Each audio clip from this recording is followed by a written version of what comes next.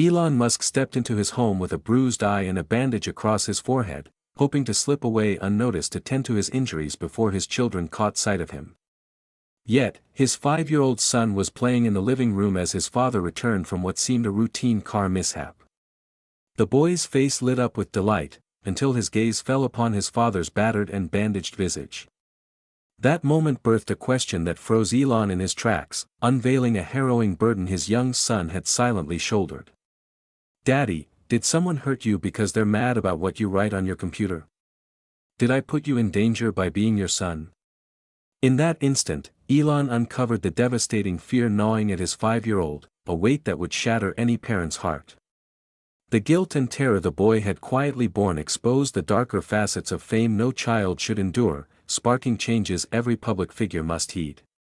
The late afternoon sun cast elongated shadows across the driveway as Elon Musk's car rolled up to his residence.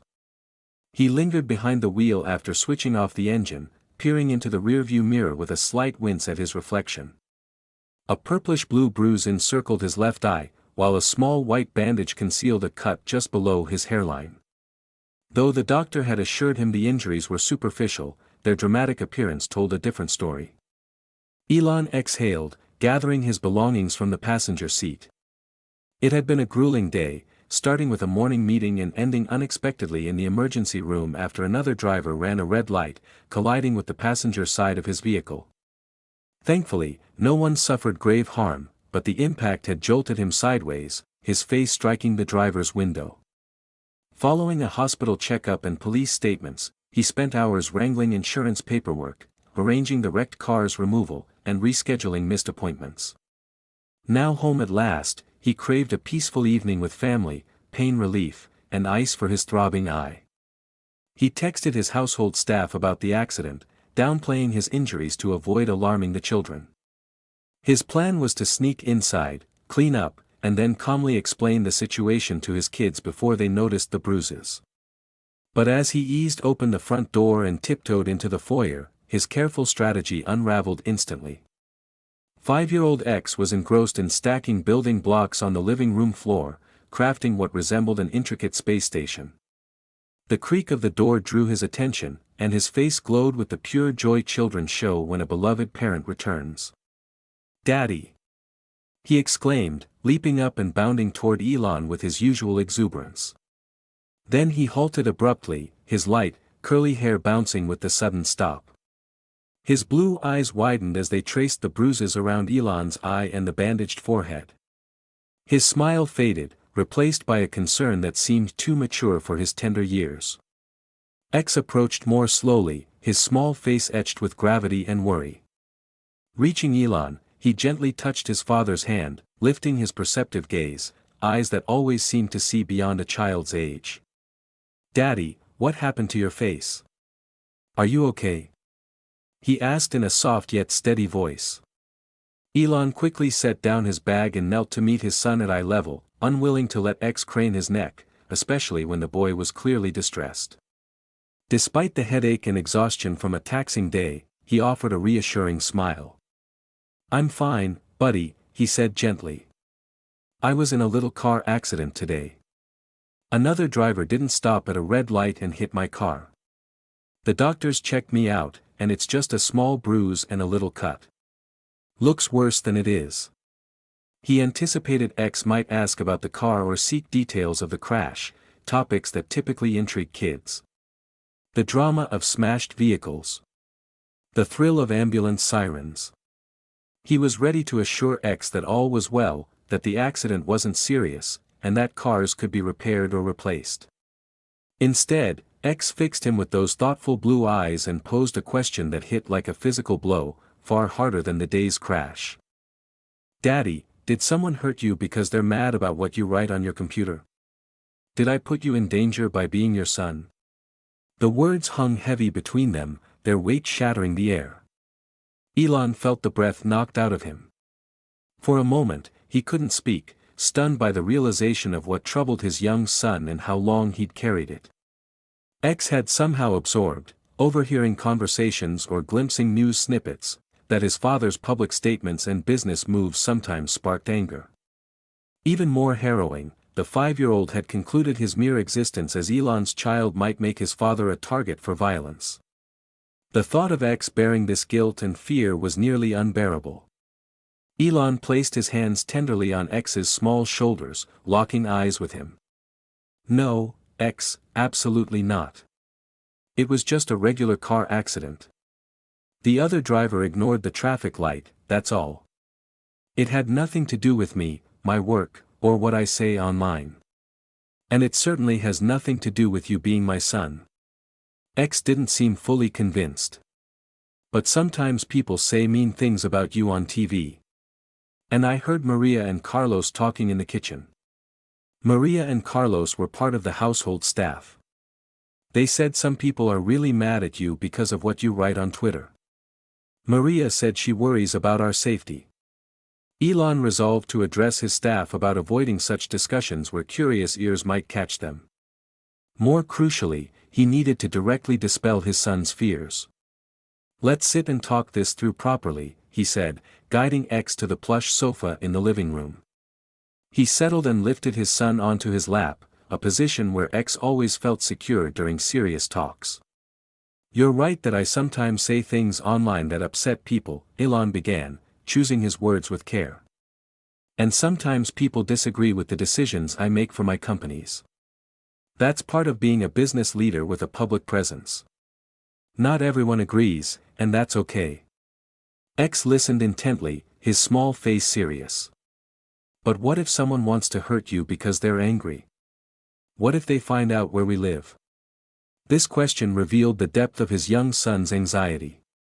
Elon felt a mix of sorrow and guilt that X grappled with such adult concerns.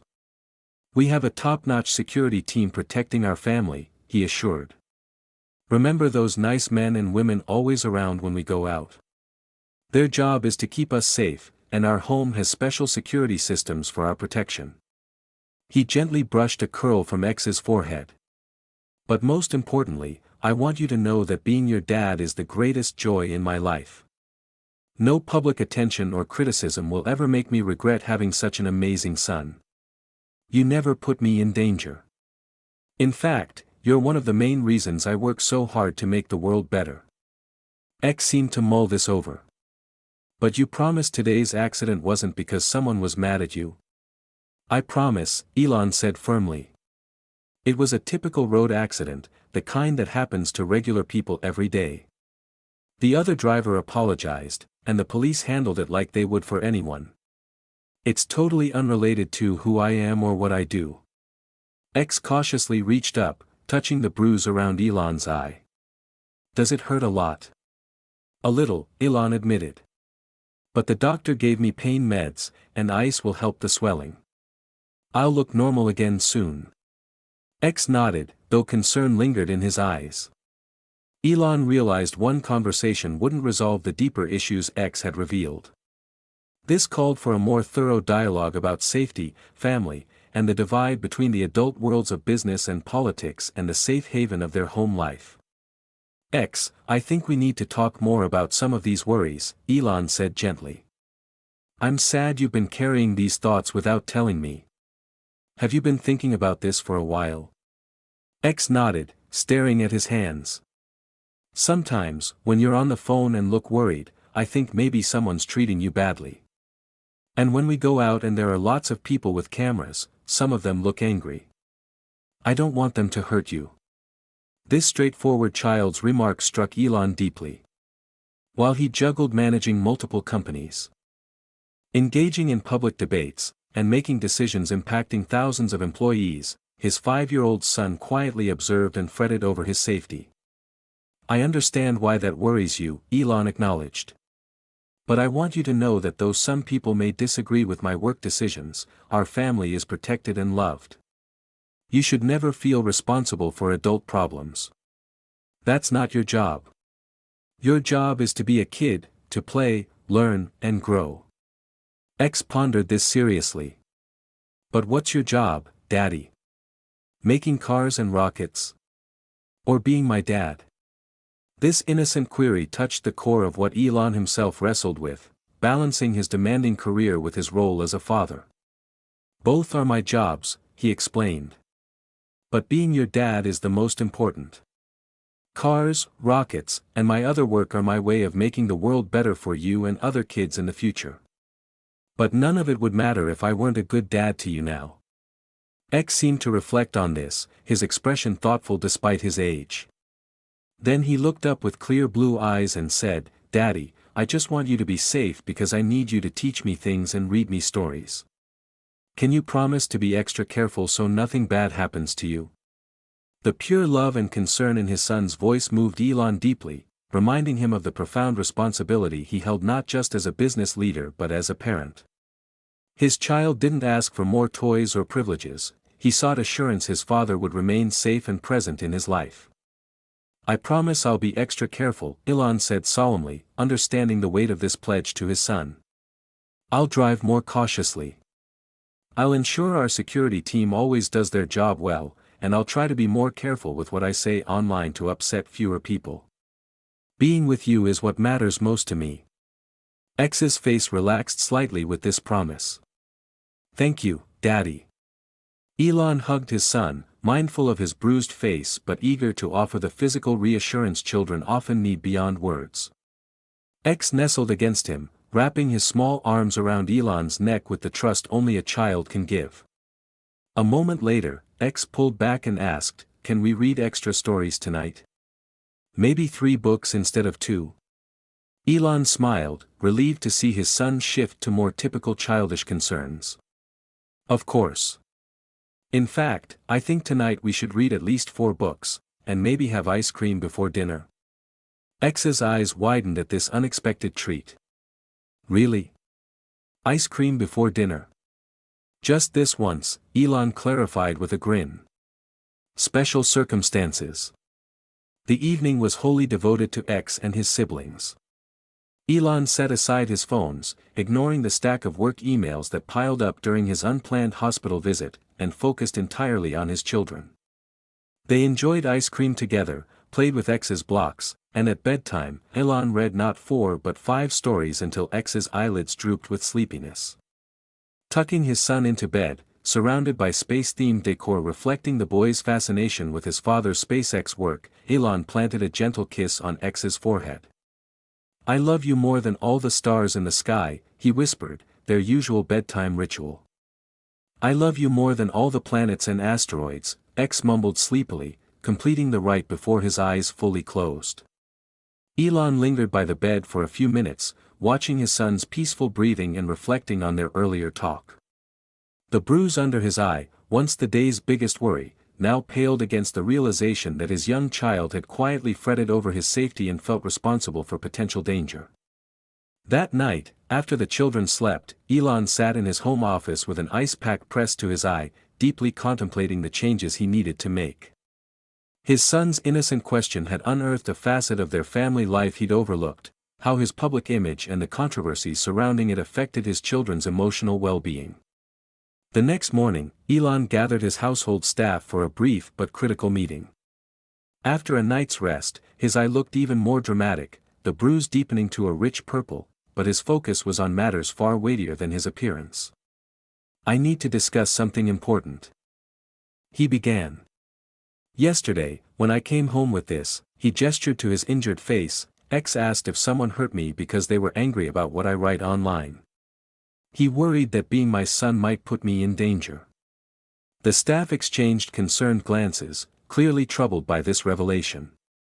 "I know my public profile raises legitimate safety concerns you all help manage, and I'm grateful for that," Elon continued. "But I must ask you to be extremely cautious about discussing public reactions to my work, safety issues, or any threats where the kids might overhear. X has absorbed these adult worries and carries a burden no 5-year-old should bear." Maria, mentioned in X's comments, looked especially distressed. "Mr. Musk, I'm so sorry. Carlos and I were talking about the rise in online threats after your new factory location announcement. We thought X was playing outside, but he must have come in unnoticed. I'm deeply sorry he heard that." "I'm not blaming anyone," Elon reassured her. "X picks up more than we all realize. He notices when I'm tense on the phone. He watches the guards when we're out. He sees photographers' and journalists' reactions. Kids are incredibly perceptive. I just want us all to be more mindful going forward.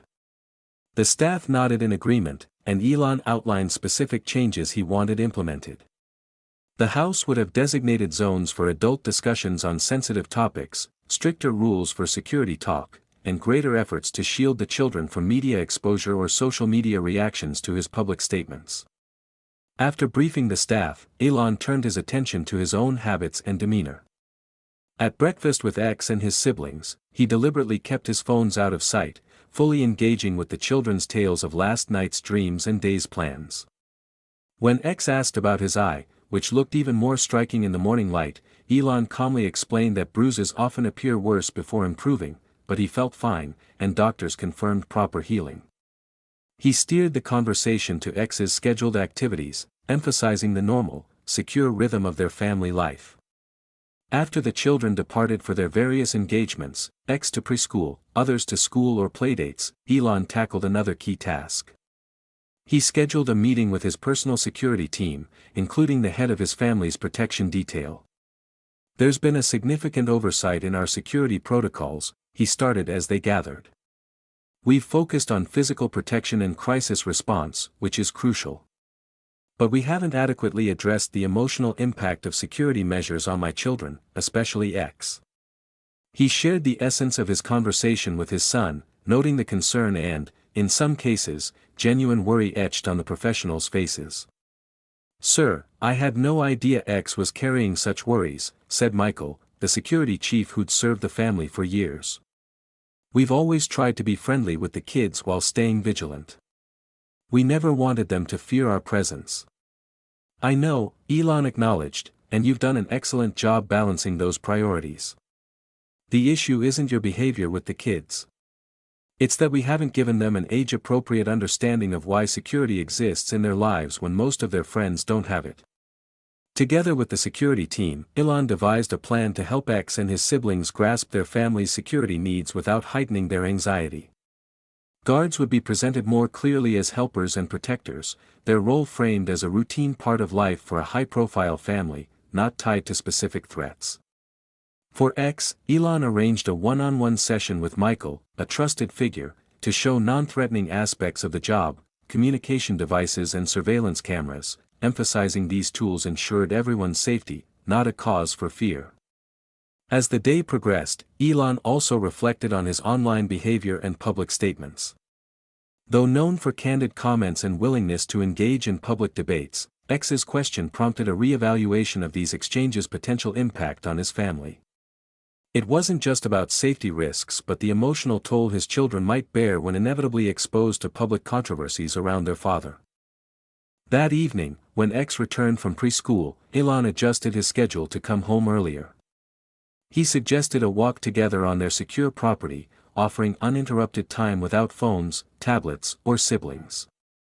They strolled along a tree-lined path winding through the expansive yard, X's small hand firmly in his.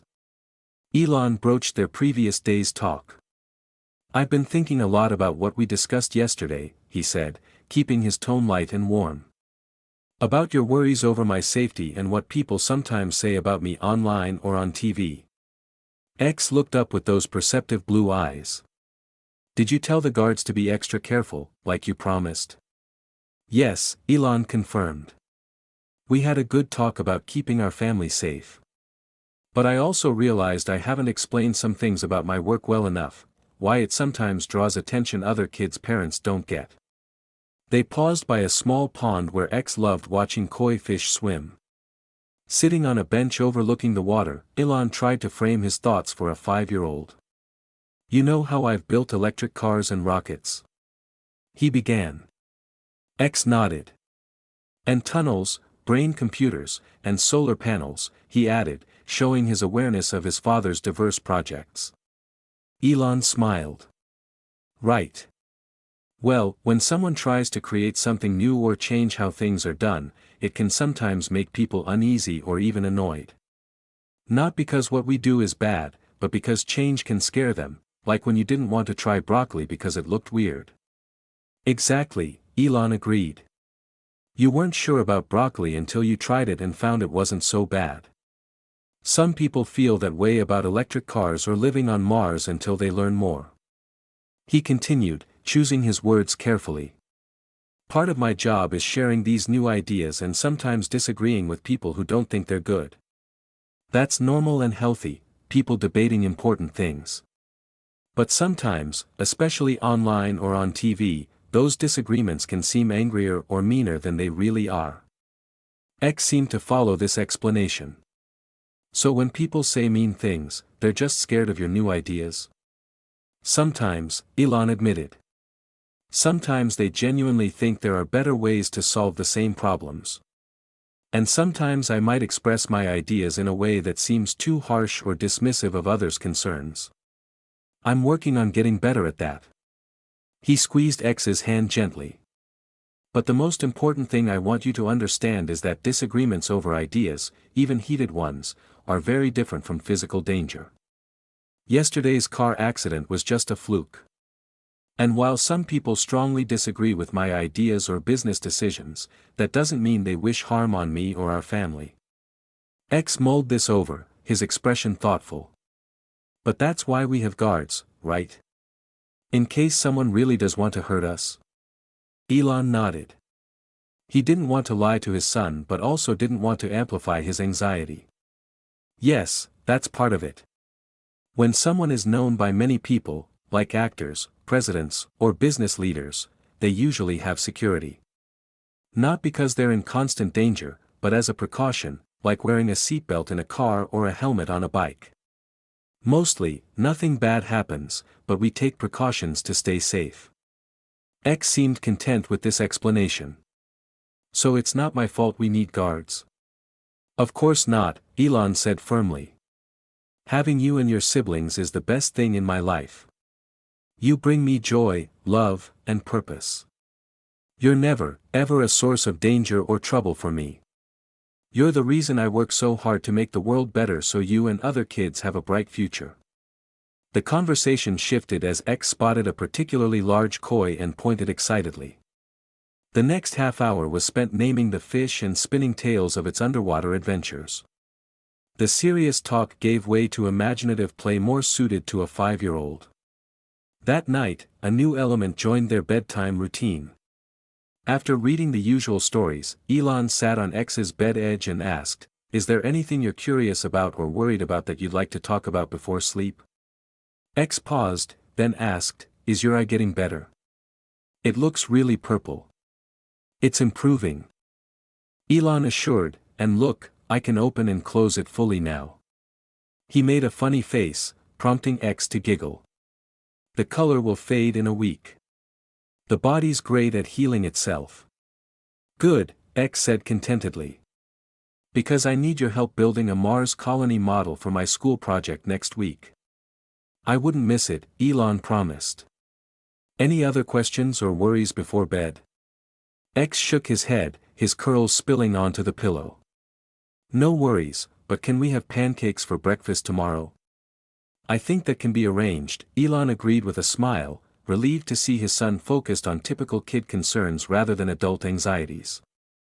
Over the following days, Elon consciously adjusted to ensure business stress and public disputes didn't intrude on family life. He set a strict rule against checking phones or discussing work around the kids. He coordinated with Michael to give X the promised security tour, framing it as an educational experience, not a source of fear. He also tempered his public statements, especially online. While not abandoning his practice of speaking frankly on key issues, he grew more mindful of tone and potential impact. It was no longer just about business fallout but crafting a public persona his children could witness without fearing for his safety or their own. A week after the accident, the bruise around Elon's eye had faded to a yellowish green, far less dramatic than its initial purple. X stopped asking about it, apparently satisfied his father was healing well and the discussed safety measures were adequate. One evening, while they collaborated on X's Mars colony model, carefully gluing small structures onto a red-painted base, X looked up from his work with a thoughtful expression. "Daddy," he said, delicately placing a tiny greenhouse on the model. "I'm glad you're being extra careful like you promised." Me too, Elon replied, steadying a wobbly habitat dome. Do you feel less worried? X nodded, focusing on positioning a miniature rover. I talked to Michael about the security cameras, and he showed me how they can see if a stranger comes to our gate. And I noticed you don't look at your phone during dinner anymore, so maybe fewer people are mean to you online. Elon smiled at his son's observant remark and the direct link X drew between his phone use and online hostility. I'm trying to separate work time from family time, he acknowledged. And you're right, I've been more. This concludes our narrative journey. I trust you found this gripping saga of intrigue, cutting-edge innovation, and astonishing discoveries captivating. From where are you tuning in today? I'm curious to learn which corner of the globe this tale has touched. If this escapade held your interest, please give this video a thumbs up and consider subscribing to the channel for a steady stream of compelling, mind-expanding stories just like this one. Fresh material is posted frequently, ensuring you're always in the loop for the newest spellbinding adventures. Be sure to pass this video along to your loved ones and friends. It's a great way to share positivity and insight while expanding our circle of story enthusiasts. Your encouragement is invaluable. Thank you for joining me, and I look forward to welcoming you back for the next tale.